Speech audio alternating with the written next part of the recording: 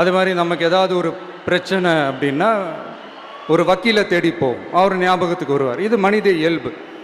அந்தந்த பிரச்சனை வரும்போது நம்ம அவங்கவுங்கள தேடி போவோம். ஆனால் ஆன் அ டெய்லி பேசிஸ் நம்ம சும்மா சாப்பிடும் போது கூட நம்மளை அறியாமல் ஒருத்தவங்களை பற்றி நினைப்போம், நம்மளை அறியாமல் அவங்களுக்கு நாம் நன்றி சொல்லுவோம். அந்த மதிப்பிற்குரிய அந்த மனிதர்கள் வேற யாரும் இல்லை, விவசாயி விவசாயி விவசாயி.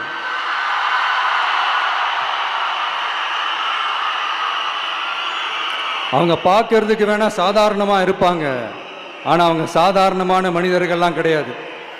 இந்த உலகத்தையும் மனிதர்களையும் படைச்சது கடவுள்னு சொல்லுவாங்க, ஆனால் அந்த கடவுளுக்கே படையல் போடுற உயர்ந்த மனிதர்கள் தான் நம்ம விவசாயிகள்.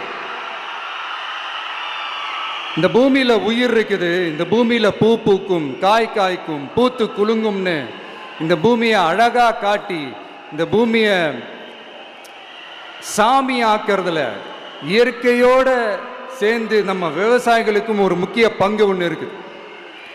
அதனால நான் ஏதோ ஓவரா ஏதோ சொல்றேன்னு நினைக்காதீங்க.